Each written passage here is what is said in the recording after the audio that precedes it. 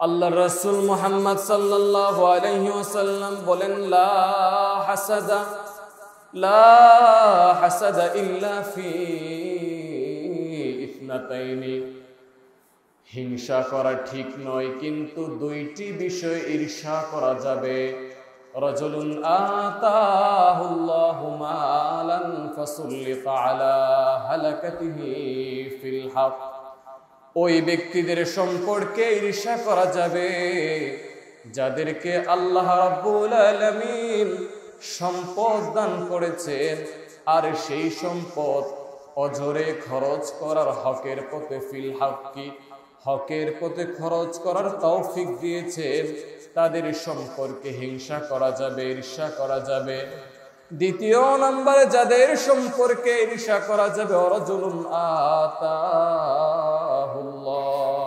হিকমা, যাদেরকে আল্লাহ রাব্বুল আলামিন হিকমত দান করেছেন তথা দ্বীনের ইলম দান করেছেন, দ্বীনের জ্ঞান দান করেছেন।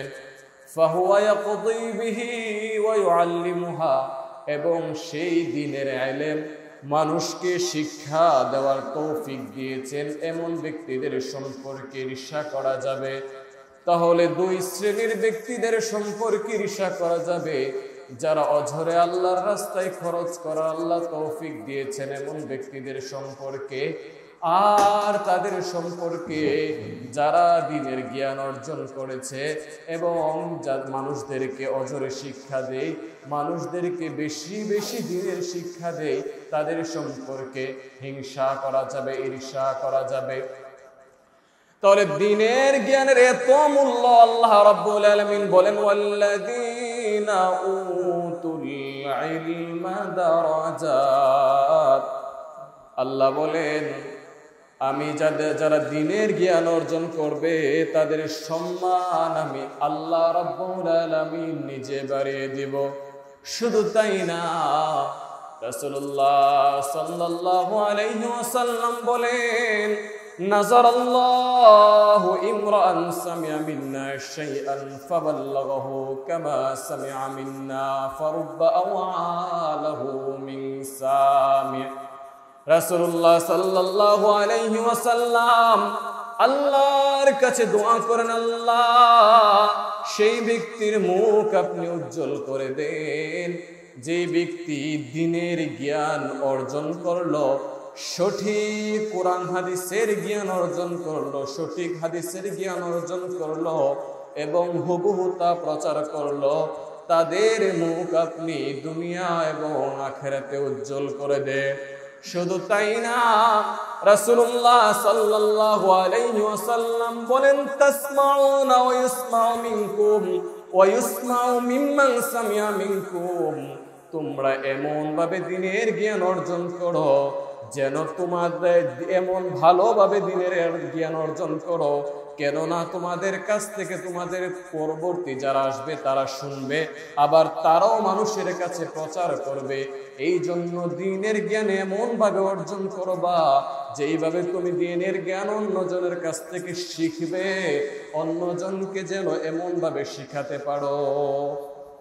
তাহলে দ্বীনের জ্ঞান সম্পর্কে আসলে অনেক হাদিস, আলহামদুলিল্লাহ আমার কাছে 27টি একদম সহিহ হাদিস থেকে বর্ণনা আছে। আমার সেটা আলোচনার বিষয় না, আমাকে আলোচ্য বিষয় দেওয়া হয়েছে স্বামীর অধিকার। স্বামীর অধিকার সম্পর্কে আসলে দুই একতরফা কথা বললে হয় না, শুধু স্বামীর অধিকার স্ত্রীর অধিকার বলা হবে না, আবার স্ত্রীর অধিকারে স্বামীর অধিকার বলা হবে না। যেহেতু আমার সময় কম অথবা আরো আলোচকবৃন্দ রয়েছেন, আমি সংক্ষিপ্তভাবে যে ছোট যে হাদিসগুলো আছে এবং ছোট যে কোরআনের আয়াতগুলো আছে এইগুলোর মাধ্যমে আমি স্বামীর হকগুলি বলার চেষ্টা করছি। স্বামীর প্রতি স্ত্রীর নির্বাচিত হক রয়েছে 24টি। 1 নম্বর হক, স্বামীকে স্ত্রী আনুগত্য করবে, স্বামীর আদেশ স্ত্রী মান্য করবে। রাসূলুল্লাহ সাল্লাল্লাহু আলাইহি ওয়াসাল্লাম বলেন, আবু হুরায়রা রাদিয়াল্লাহু তাআলা আনহু থেকে হাদিস বর্ণিত, রাসূলুল্লাহ সাল্লাল্লাহু আলাইহি ওয়াসাল্লাম বলেন, লাউ কুনতু আমিরান আহাদান আন ইয়াসজুদা লি আহাদিন লা আমারতুল মারআতু লাই আহাদিন আলা আমারাতুল মারআতু আন তাসজুদা লিজাওজিহা। রাসূলুল্লাহ বলেন, আল্লাহ ব্যতীত যদি কাউকে সেজদা দেওয়ার আদেশ দেওয়া যেত, যদি সেজদা করার এমন সুযোগ থাকতো, তাহলে দুনিয়ার স্ত্রীদেরকে স্বামীর কদমে সেজদা দেওয়ার জন্য আমি রাসূল আদেশ করতাম। বলেন আল্লাহু আকবার। কতটুকু কথা দেখেন, লাউ কুনতু আহাদান আন ইয়াসজুদা, কাউকে সেজদা করা যাবে না। লি আহাদিন লা আমারতুল মারআতু আন তাসজুদা লিজাওজিহা, যদি সুযোগ থাকতো কাউকে সেজদা দেওয়ার, তাহলে রাসূল বলেন আমি দুনিয়াতে যে সমস্ত স্ত্রীরা আছে তাদেরকে আদেশ করতাম তারা যেন তাদের স্বামীকে সিজদা করে। শুধু তাই না, আয়েশা রাদিয়াল্লাহু তাআলা আনহা থেকে হাদিস বর্ণিত, আয়েশা রাদিয়াল্লাহু তাআলা আনহা বলেন, স্বামী যদি আদেশ করে যে একটা পাহাড় এক জায়গা থেকে আরেক জায়গাতে স্থানান্তর করো, তাহলে স্বামীর এই আদেশও মানতে স্ত্রী বাধ্য। এতটুকু স্বামীকে আনুগত্য করতে হবে। দ্বিতীয় নম্বরে নির্বাচিত যে 24টি স্বামীর হক, দ্বিতীয় নাম্বার হক হচ্ছে স্বামীর ঘরে কাজ করতে হবে, স্বামীর ঘরের খেদমত করতে হবে, ঘরের যে কাজগুলো এগুলো করতে হবে। আবু দা রহমাতুল্লাহ আলাই একজন রাবি, তিনি বলেন আলী রাদিয়াল্লাহু তাআলা আনহু আমাকে বলেছেন যে আমি কি আমার এবং রাসূল সাল্লাল্লাহু আলাইহি ওয়াসাল্লামের কন্যা ফাতেমা রাদিয়াল্লাহু তাআলা আনহা সম্পর্কে, আমাদের সংসার সম্পর্কে, ফাতেমা রাদিয়াল্লাহু তাআলা আনহার ত্যাগ, ফাতেমা রাদিয়াল্লাহু তাআলা আনহার কষ্ট সম্পর্কে তোমাকে বলবো। তিনি বললেন, হ্যাঁ আমাকে অবশ্যই আপনি বলুন, আমি জেনে রাখতে চাই, আমি বর্ণনা করতে চাই। আলী রাদিয়াল্লাহু তাআলা আনহু বললেন, ফাতেমা এত কষ্ট করেছেন পরিবারে, যে পরিবারের জাতা পিষতে পিষতে তার হাতে ফুসকা পড়ে গেছে। তারপরে পানি টানতে টানতে, কলস দিয়ে পানি টানতে টানতে কাঁধে দাগ পড়ে গেছে। তারপরে কষ্ট করতে করতে ঝাড়ু দিতে দিতে গড় হাত নোংরা হয়ে গেছে। তারপরে তিনি রাসূল সাল্লাল্লাহু আলাইহি সাল্লামের কাছে গেলেন। ফাতেমা রাদিয়াল্লাহু তাআলা আনহা গিয়ে বলে, বাবা আমাকে আপনি একজন খাদেম দান করেন, আমি আর কষ্ট সহ্য করতে পারি না। এই কথা বলতে চাচ্ছিলেন না ফাতেমা রাদিয়াল্লাহু তাআলা আনহা। রাসূল সাল্লাল্লাহু আলাইহি ওয়াসাল্লাম বুঝে ফেলেছেন, ফাতেমা তুমি মনে হয় আমাকে কিছু বলতে চাচ্ছ। তারপরে আলী রাদিয়াল্লাহু তাআলা আনহু বলেন, ইয়া রাসূলুল্লাহ, ইয়া হাবিবাল্লাহ, ফাতেমা আপনার কাছে একজন খাদেম চাওয়ার জন্য এসেছিল, কিন্তু আপনার কাছে এই কথা বলার মতো সাহস তার হচ্ছে না। এবার রাসূলুল্লাহ সাল্লাল্লাহু আলাইহি ওয়াসাল্লাম বললেন, খাদেমের দরকার নেই, তোমাদেরকে আমি একটা আমল শিখিয়ে দিচ্ছি, এটা খাদেমের চাইতে বেশি উপকৃত হবা তোমরা এই আমলের মাধ্যমে। তিনি বললেন, তোমরা ঘুমানোর পূর্বে 33 বার সুবহানাল্লাহ, 33 বার আলহামদুলিল্লাহ, 34 বার আল্লাহু আকবার বলবা, 100 বার আল্লাহর তাসবিহ করবে। তাহলে আল্লাহ রাব্বুল আলামিন তোমাদেরকে খাদেম ছাড়াই তোমাদের ঘরের কাজ সম্পূর্ণ করার মতো শক্তি দিয়ে দিবে। প্রথম নাম্বার হক হচ্ছে স্বামীকে আনুগত্য করা। দ্বিতীয় নাম্বার হক হচ্ছে স্বামীর ঘরের যে কাজ, এই কাজগুলো সম্পাদন করা, ঘরের কাজ করা, ঘরের খেদমত করা। তৃতীয় নাম্বার হক হচ্ছে স্বামীর স্ত্রীর প্রতি, স্বামীর সামনে স্ত্রী সাজসজ্জা করবে, শরীয়ত সম্মতভাবে যতটুকু সাজসজ্জা করা যায় স্ত্রী সাজসজ্জা করবে। রাসূলুল্লাহ সাল্লাল্লাহু আলাইহি ওয়াসাল্লামের সাহাবী আবু হুরায়রা রাদিয়াল্লাহু তাআলা আনহু থেকে হাদিস বর্ণিত। আবু হুরায়রা রাদিয়াল্লাহু তাআলা আনহু বলেন, কিলানি রাসূলিন সাল্লাল্লাহু আলাইহি ওয়াসাল্লাম, রাসূলুল্লাহ সাল্লাল্লাহু আলাইহি ওয়াসাল্লামকে প্রশ্ন করা হলো, ইয়া রাসূলুল্লাহ আইয়ুন নিসাই খায়র, ইয়া রাসূলুল্লাহ নারীদের মধ্যে সর্বোত্তম কে? রাসূলুল্লাহ সাল্লাল্লাহু আলাইহি ওয়াসাল্লাম বললেন, আল্লাতী তাসরুহু ইযা নাযারা, আল্লাতী তাসরুহু ইযা নাযারা ওয়া তুতিউহু ইযা আমারা ওয়ালা তুখালিফুহু ফি নাফসিহা ওয়া মালিহা বিমা ইয়াকরাহু।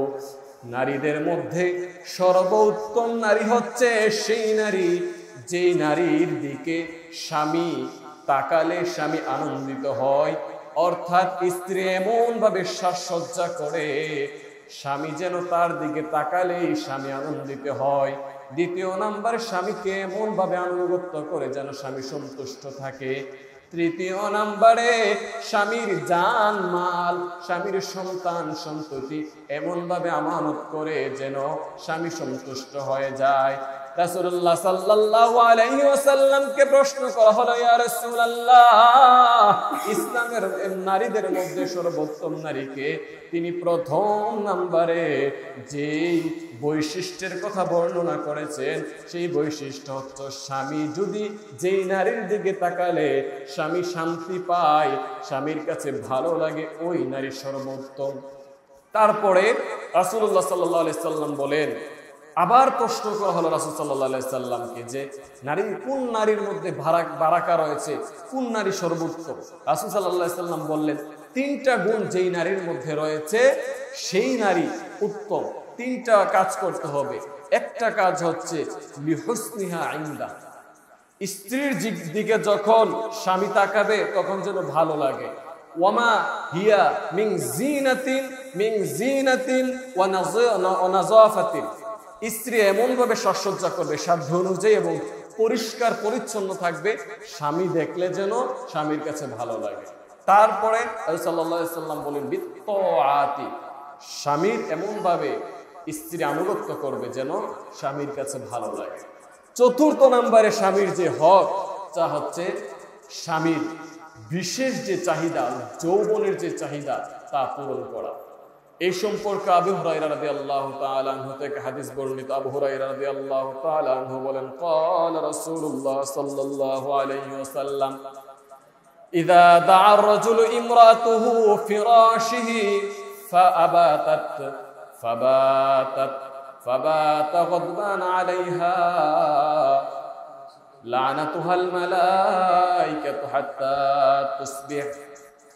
রাসূলুল্লাহ সাল্লাল্লাহু আলাইহি ওয়াসাল্লাম বলেন, কোন স্বামী যদি তার স্ত্রীকে বিছানায় ডাকে বিশেষ চাহিদা পূরণের উদ্দেশ্যে, ফাবাতা গাদবান আলাইহা, আর যদি স্ত্রী সাড়া না দেয়, স্বামী যদি রাগান্বিত হয়, স্ত্রীর উপর রাগান্বিত হয়ে যদি ঘুমিয়ে যায়, লানাতুহাল মালাইকাতু হাত্তা তুসবিহ, আল্লাহর ফেরেশতারা ওই নারীর উপর, যেই নারীর উপর স্বামী রাগান্বিত হয়ে আছেন, সারা রাত্র লানত করে হাত্তা তুসবিহ, সকাল পর্যন্ত ওই নারীর উপর লানত করে, যেই নারীর উপর স্বামী রাগান্বিত হয়ে রাত্রি যাপন করে।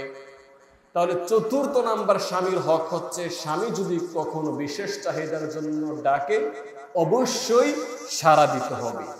পঞ্চম নাম্বার হচ্ছে স্বামীর অনুমতি ব্যতীত নফল রোজা অথবা নফল ইবাদত বন্দিগি করা যাবে না। স্বামী যদি অনুমতি না দেয়, অথবা আপনি রোজা রাখলেন কিন্তু স্বামী জানেন আপনি নফল রোজা রেখেছেন, এই ব্যাপারে রাসূল সাল্লাল্লাহু আলাইহি সাল্লাম বলেছেন, ক্বালা লা তাসুমুল মারআতু ওয়া যাওজুহা, ক্বালা লা তাসুমুল মারআতু ওয়া যাওজুহা শাহিদুন ইয়াওমান মিন গায়রিল্লাহ শাহরি রমাদান ইল্লা বিইذনি। রাসূলুল্লাহ সাল্লাল্লাহু আলাইহি ওয়াসাল্লাম বলেন, যারা স্ত্রী রয়েছে তারা যেন স্বামীর আদেশ ব্যতীত, মাহে রমজানের রোজা ব্যতীত অন্য রোজা রাখার সময় যেন স্বামী থেকে অনুমতি নেই। স্বামী যদি অনুমতি না দেয় তাহলে যেন স্ত্রীরা রোজা না রাখে। নফল ইবাদত করার ক্ষেত্রে অবশ্যই স্বামীর কাছ থেকে অনুমতি নিতে হবে। ছয় নাম্বার যে হক স্ত্রীর উপর স্বামীর, 6 নাম্বার হক হচ্ছে স্বামীর সম্পদ দেখে শুনে রাখতে হবে, স্বামীর সম্পদ আমানত স্বরূপ রাখতে হবে। রাসূলুল্লাহ সাল্লাল্লাহু আলাইহি ওয়াসাল্লামের সাহাবী উমামাহ আল-বাহিলি রাদিয়াল্লাহু তাআলা আনহু থেকে হাদিস বর্ণিত, তিনি বলেন সামিআতু রাসূলুল্লাহি সাল্লাল্লাহু আলাইহি ওয়াসাল্লাম ফি খুতবাতিহি আম হাজ্জিল ওয়াদা'i। তিনি বলেন বিদায় হজের দিন রাসূলুল্লাহ সাল্লাল্লাহু আলাইহি ওয়াসাল্লামের খুতবায় রাসূলুল্লাহ সাল্লাল্লাহু আলাইহি ওয়াসাল্লাম বলেছেন, লা তুনফিকু ইমরাআতুন শাইআম মিন বাইতি যাওজিহা ইল্লা বিইذনি যাওজিহা। রাসূলুল্লাহ সাল্লাল্লাহু আলাইহি ওয়াসাল্লাম বলেছেন, স্বামীর অনুমতি ব্যতীত স্বামীর ঘর থেকে তোমরা কোনো কিছু দান সদকা করিও না। কিলা ইয়া রাসূলুল্লাহ সাল্লাল্লাহু আলাইহি ওয়াসাল্লাম ওয়ালা তুআম। রাসূলুল্লাহ সাল্লাল্লাহু আলাইহি ওয়াসাল্লামকে প্রশ্ন করা হলো, ইয়া রাসূলুল্লাহ, ইয়া হাবিবাল্লাহ, নবী, খাবারও কি দান করা যাবে না? রাসূল সাল্লাল্লাহু আলাইহি ওয়াসাল্লাম বললেন, যাকা আফদালু আমওয়ালিনা, এইটাই তো সর্বোত্তম সম্পদ। তাহলে স্বামীর অনুমতি ব্যতীত স্বামীর ঘর থেকে দান পর্যন্ত করা যাবে না। এত বড় গুরুত্বপূর্ণ হক স্বামীর উপর, স্ত্রীর উপর স্বামীর, এত বড় আমানতদার হিসাবে আপনি সম্পদগুলি দেখে রাখতে হবে। 7 নাম্বার হক হচ্ছে স্বামীর, 7 নাম্বার হক হচ্ছে রাসূল সাল্লাল্লাহু আলাইহি সাল্লাম বলেছেন সন্তান সন্ততির দেখাশোনা করা। এখন স্বামীরা বিভিন্ন কাজে, অনেকে প্রবাসে থাকে, অনেকে দূর দূরান্তে চাকরি করে, ঘরে থাকেন। আল্লাহ রাব্বুল আলামিন স্বামীদেরকে বাহিরের কাজের জন্য সৃষ্টি করেছেন। আল্লাহ বলেন, আর রিজালু কুওয়ামুনা আলান নিসাই বিমা ফাদ্দালাল্লাহু বা'দাহুম আলা বা'দ। আল্লাহ রাব্বুল আলামিন বলেন, পুরুষদেরকে সৃষ্টি করা হয়েছে বাহিরের কাজগুলি সম্পন্ন করার জন্য। বাহিরের যে কষ্টের কাজগুলি রয়েছে, পরিশ্রমের কাজগুলি রয়েছে, শক্তির কাজগুলি রয়েছে, এই কাজগুলি সম্পাদন করবে স্বামীরা, পুরুষেরা। আর যে কাজগুলি সহজ রয়েছে, ঘরের সাজসজ্জা করা, ঘরটাকে সাজিয়ে গুছিয়ে রাখা, এই কাজগুলো হচ্ছে স্ত্রীদের।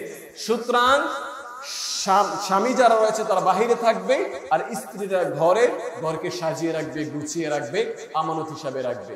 তো 7 নাম্বার হক হচ্ছে স্বামীর যে সন্তান সন্ততিকে মা দেখাশোনা করে রাখবে।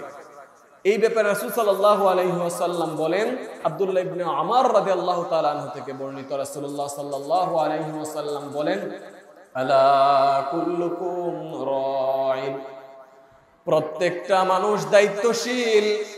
কুল্লুকুম মাসউলুন আন রাইয়াতিহি, প্রত্যেকটা মানুষকে তার দায়িত্ব সম্পর্কে জিজ্ঞাসিত করা হবে। ফাল ইমামুল্লাযী আলান নাসি রাইন, যে ব্যক্তি নেতা রয়েছে, তার যে অধীনস্থ মানুষগুলি রয়েছে, তার যে কর্মীগুলো রয়েছে, অধীনস্থ যারা রয়েছে, তাদের সম্পর্কে প্রশ্ন করা হবে। ওয়া হুয়া মাসউলুন আন রাইয়াতিহি, তাকে এই দায়িত্ব সম্পর্কে জিজ্ঞাসিত করা হবে। তারপরে ওয়ার রাজুলু রাইন আলা বাইতি, যে পুরুষ রয়েছে তার ঘরের দায়িত্ব রয়েছে, সে ঘরের ব্যাপারে দায়িত্বশীল। ওয়া হুয়া মাসউলুন আন রাইয়াতিহি, তার ঘর সম্পর্কে তাকে জিজ্ঞাসা করা হবে। তার ঘরে যে সমস্ত সদস্য রয়েছে তাকে এই সদস্যদের সম্পর্কে জিজ্ঞাসা করা হবে। তারপরে যেই গুরুত্বপূর্ণ কথা রাসূল এই হাদিসের মধ্যে বলেছেন, ওয়াল মারআতু রাইয়াতুন আলা আহলি বাইতি যাওজিহা ওয়া ওয়ালিদিহি ওয়া হিয়া মাসউলাতুন আনহুম। মহিলাদের দায়িত্ব সম্পর্কে রাসূলুল্লাহ সাল্লাল্লাহু আলাইহি ওয়াসাল্লাম বলেছেন, মহিলার দায়িত্ব হচ্ছে, একজন নারীর দায়িত্ব হচ্ছে তার স্বামীর যত্ন নেয়া, তার স্বামীর হক আদায় করা, স্বামীর যে সম্পদ রয়েছে, স্বামীর যে সন্তান সন্ততি রয়েছে, সন্তান সন্ততির দায়িত্ব পালন করা। ও আন রাইয়া ওয়া হিয়া মাসউলাতুন আনহুম, তাকে এই দায়িত্ব সম্পর্কে জিজ্ঞাসা করা হবে। 7 নাম্বার দায়িত্ব হচ্ছে একজন নারী, একজন স্ত্রী সন্তান সন্ততিকে দেখে শুনে রাখবে। তারপরে 8 নাম্বার হক হচ্ছে স্বামীর স্ত্রীর প্রতি। স্বামী যদি দরিদ্র হয় তাহলে স্ত্রী সহযোগিতা করবে। তার মানে এই না যে যৌতুক দিবে এমন নয়, বরং রাসূলুল্লাহ সাল্লাল্লাহু আলাইহি ওয়াসাল্লামের হাদিস হচ্ছে এমন। আব্দুল্লাহ রাদিয়াল্লাহু তাআলার স্ত্রী যায়নাব রাদিয়াল্লাহু তাআলা আনহা বলেন, রাসূলুল্লাহ সাল্লাল্লাহু আলাইহি ওয়াসাল্লাম নারীদেরকে উদ্দেশ্য করে, আমাদের উদ্দেশ্য করে আলোচনা করেছিলেন, ইয়া আইয়ুহান নিসা, হে নারী সমাজ, ইনফিকু, তোমরা খরচ করো, তোমরা দান খয়রাত করো। তো রাসূলুল্লাহ সাল্লাল্লাহু আলাইহি ওয়াসাল্লাম হাদিসের শেষের দিকে বলেন, এই অংশের শেষের দিকে বলেন, তোমাদের গহনা পত্র দিয়ে যদি দান করা লাগে তাহলে তোমরা দান করো। এই হাদিস শোনার পরে যায়নাব রাদিয়াল্লাহু তাআলা আনহা, আব্দুল্লাহ রাদিয়াল্লাহু তাআলা আনহুর স্ত্রী যায়নাব গিয়ে আব্দুল্লাহকে বলতেছে, ওগো আমার স্বামী, রাসূলুল্লাহ সাল্লাল্লাহু আলাইহি ওয়াসাল্লাম আজকে আলোচনায় বলেছেন আমরা যেন দান খয়রাত করি। আপনি তো একটু এখন দরিদ্র অবস্থায় আছেন, আপনাকে কি দান করতে পারবো? এই সম্পর্কে আপনি রাসূলকে জিজ্ঞাসা করে আসেন। রাসূল সাল্লাল্লাহু আলাইহি ওয়াসাল্লামকে আপনি একটু জিজ্ঞাসা করে জেনে আসেন, আমি কি আপনাকে দান করতে পারবো? আপনাকে দান করলে কি আমার নেকি হবে, সওয়াব হবে? আব্দুল্লাহ রাদিয়াল্লাহু তাআলা আনহু বললেন, যায়নাব আমি যেতে পারবো না, আমার লজ্জা লাগে। যায়নাব রাদিয়াল্লাহু তাআলা আনহা রাসূলের দরবারে গেলেন, রাসূলের দরজায় গেলেন। রাসূলের দরজায় যাওয়ার পর বেলাল রাদিয়াল্লাহু তাআলা আনহু ঘর থেকে বের হয়ে আসলেন। রাসূলের ঘর থেকে বের হয়ে আসার পর বেলাল রাদিয়াল্লাহু তাআলা আনহুকে প্রশ্ন করলেন যে আমার স্বামীকে আমি দান করতে পারবো কিনা, আমার সওয়াব হবে কিনা, একটু গিয়ে রাসূলের কাছ থেকে জেনে আসেন। রাসূলের কাছে যখন জিজ্ঞাসা করা হলো, রাসূল সাল্লাল্লাহু আলাইহি ওয়াসাল্লাম বললেন, অবশ্যই নেকি হবে, 2 গুণ নেকি হবে। এক হলো কাছের মানুষকে ভালোবাসার কারণে, আর এক হলো কাছের মানুষকে ভালোবেসে দান করার কারণে দানের নেকি, আর হচ্ছে কাছের মানুষকে ভালোবাসার নেকি। সুতরাং স্বামী যদি দরিদ্র হয় অথবা বিপদ আপদে পড়ে, একটু দরিদ্র অবস্থা হয়ে যায় বা খারাপ অবস্থা হয়ে যায়, অনেক সময় সাময়িক অবস্থা খারাপ হয়ে যায়, স্বামীকে সহযোগিতা করা একটা স্বামীর হক, স্ত্রীর উপর স্বামীর হক। তারপরে 9 নাম্বার যে হক, স্বামীর অনুমতি ব্যতীত ঘর থেকে বের না হওয়া।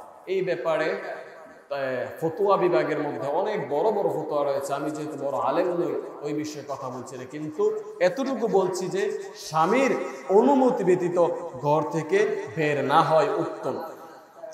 তারপরে 10 নাম্বার হক, স্বামীর স্ত্রীর উপর 10 নাম্বার হক, এমন লোককে বাড়িতে প্রবেশ না করানো, এমন লোককে প্রবেশ করানো যাবে না যে ব্যক্তি, যে স্বামী যাকে অপছন্দ করে, স্ত্রী এমন লোককে যেন ঘরে প্রবেশ না করা। আমার আলোচনা শেষের দিকে আমি সংক্ষিপ্তে বলে দিচ্ছি ইনশাআল্লাহ, আমি হাদিসের মাধ্যমে অথবা আয়াত দিয়ে বলছি না, আমি শুধু পয়েন্টগুলো বলে দিচ্ছি। 11 নাম্বার হক হচ্ছে স্বামীর স্ত্রীর উপর হক হচ্ছে, স্বামী আড়ালে থাকলেও, স্বামী উপস্থিত না থাকলেও একটু পর্দাশীল বা পর্দানশীল হয়ে চলা, পর্দা সহ চলা অথবা লজ্জাশীল ভাবে চলা। আল্লাহ রাব্বুল আলামিন বলেছেন, ফাসসালিহাতু কানিতাতুন হাফিযাতুল লিল গায়বি হামিদাল্লাহ। 12 নাম্বার হক, স্বামীর স্ত্রীর উপর 12 নাম্বার হক হচ্ছে স্বামীর শারীরিক যত্ন নেওয়া। রাসূল সাল্লাল্লাহু আলাইহি ওয়াসাল্লাম এই সম্পর্কে বলেছেন। আয়েশা রাদিয়াল্লাহু তাআলা আনহা বলেন, আমি রাসূলের সেবা যত্ন করতাম, রাসূলের চুল আঁচড়ে দিতাম, রাসূল সাল্লাল্লাহু আলাইহি ওয়াসাল্লামের চুলে তেল দিয়ে দিতাম, আরো বিভিন্ন হাদিস বর্ণনা করেছেন। 13 নাম্বার হক হচ্ছে স্বামীর বিপদে ধৈর্য ধারণ করা। রাসূল সাল্লাল্লাহু আলাইহি ওয়াসাল্লাম এই ব্যাপারে সহিহ আল হিব্বানের মধ্যে বলেন, স্বামীর হক স্ত্রী কিভাবে আদায় করবে। স্বামীর শরীর থেকে যদি পোকা হয়ে পুষ পরে, এই পুষ যদি স্ত্রী চেটে চেটে খায়, তারপরেও স্বামীর হক আদায় হবে না। আল্লাহু আকবার। তারপরে 14 নাম্বার হক হচ্ছে স্বামীর আনুগত্য, স্বামীর অনুগ্রহ স্বীকার করা, স্বামীর কৃতজ্ঞতা করা, স্বামীর কৃতজ্ঞতা করা। আর রাসূল সাল্লাল্লাহু আলাইহি ওয়াসাল্লাম এ ব্যাপারে বলেছেন যে ব্যক্তি মানুষের কৃতজ্ঞতা করতে পারে না, মাল্লাম ইয়াশকুরিন নাস ওয়া মাল্লাম ইয়াশকুরিল্লাহ, সে আল্লাহর কৃতজ্ঞতা করে না। সুতরাং স্বামীর কৃতজ্ঞতা করতে হবে, স্বামীর অনুগ্রহ স্বীকার করতে হবে। এই ব্যাপারে অনেক হাদিস রয়েছে, প্রায় 9টি সহিহ হাদিস রয়েছে। 15 নম্বর হক হচ্ছে স্বামীর পিতামাতাকে সম্মান করা, স্বামীর পিতামাতাকে সম্মান করা। এখন যদি আপনি বলেন স্বামীর দায়িত্ব এটা, এমন না, আপনি স্বামীর দায়িত্বটা পালন করলেই তো আল্লাহ রাব্বুল আলামিন আপনার প্রতি সন্তুষ্ট হবে। আর আপনি দেখেন আমাদের ছোট মানুষ হিসাবে আমি বলছি, চোখের সামনে দেখা যারা শাশুড়ির খেদমত করে, আল্লাহু আকবার, তারা আল্লাহ তাআলা দুনিয়াতে তাদেরকে অনেক কিছু দান করে, আর আখিরাতে তো আল্লাহ তাআলা অবশ্যই প্রতিদান রেখেছে। আমি দেখেছি আমার চোখে, আপনারা যারা মুরব্বী রয়েছেন তারাও দেখেছেন যে শাশুড়ির যারা শ্বশুর শাশুড়ি যারা খেদমত করে, যে নারীরা শ্বশুর শাশুড়ির খেদমত করে, আল্লাহ তাআলা তাদেরকে দুনিয়াতে ধন সম্পদ দেন, সুখে শান্তিতে রাখেন। তারপরে 16 নম্বর হক হচ্ছে স্বামীর গোপনীয় যে বিষয়, এগুলা প্রকাশ না করা। রাসূল সাল্লাল্লাহু আলাইহি সাল্লাম বলেছেন যে তোমরা স্বামীর দোষ গোপন রাখো। এখন আপনার স্বামীর দোষগুলি যদি আপনি মানুষের সামনে প্রকাশ করেন, এতে আপনার আমলনামায় গুনাহ হবে, আপনার ইজ্জত নষ্ট হবে, আপনি মানুষের কাছে একটা হালকা মানুষ হিসেবে পরিচিত হবে। 17 নম্বর হক হচ্ছে সফরে বের হওয়া। সফরে, এখন তো আমরা সফরে বের হই, রাসূল সাল্লাল্লাহু আলাইহি সাল্লামের যুগে সফর বের হতেন এবং রাসূল সাল্লাল্লাহু আলাইহি সাল্লাম স্ত্রীদেরকে নিয়ে সফরে বের হতেন। রাজি হওয়া, যেহেতু আপনার স্বামী যদি আপনাকে এই ব্যাপারে অফার করে কখনো যে আমরা সফরে বের হবো, তাহলে আপনি রাজি খুশি সুন্দরভাবে সুন্দর মতে আপনি রাজি থাকবেন ইনশাআল্লাহ। 18 নম্বর হক হচ্ছে স্বামীর ইবাদতের মধ্যে স্ত্রী সহযোগিতা করবে। এর অর্থ হচ্ছে স্বামী স্ত্রীকে সহযোগিতা করবে, স্ত্রী স্বামীকে সহযোগিতা করবে। রাসূল সাল্লাল্লাহু আলাইহি ওয়াসাল্লাম তো রাসূল সাল্লাল্লাহু আলাইহি ওয়াসাল্লামের তো শেষ রাত্রিতে আগে উঠে যেতেন, তারপরে তিনি যখন নামাজ শেষ করবেন এর কিছুক্ষণ আগে আবার আয়েশা রাদিয়াল্লাহু তাআলা আনহাকে ডেকে দিতেন, অথবা যাদের ঘরে থাকবেন তাদেরকে, যে সমস্ত স্ত্রীদের ঘরে থাকতেন, যার ঘরে থাকতেন তাকে ডেকে দিতেন। তারপরে 19 নম্বর হক হচ্ছে স্বামীর থেকে শিক্ষা নেয়া, আদব নেয়া। এখন স্বামীকে অবহেলা না করা, স্বামীর কাছ থেকে শিখবেন, শিখার চেষ্টা করবেন। 20 নম্বর হক হচ্ছে অযথা কথায় কথায় তালাক না চাওয়া। একটু রাগান্বিত হলেন, তবে একটু ছোটখাটো ঝগড়া ফাসাদ হলো, আপনি তালাক চাইবেন না, তালাক কখনো চাইবেন না। 21 নম্বর হক হচ্ছে স্বামী যদি আপনার যা পছন্দ করে আপনিও তা পছন্দ করবে, তাহলে আপনার প্রতি স্বামী খুশি থাকবে। আরে 22 নম্বর হক হচ্ছে স্বামী যদি কখনো রাগান্বিত হয়ে যায়, আপনি তাকে উস্কানি দিবেন না, আপনি তাকে আবার আরো রাগান্বিত করে দিবেন না, বরং আপনি তাকে কোনো না কোনো ভাবে খুশি করার চেষ্টা করবেন, রাগ কমানোর চেষ্টা করবেন।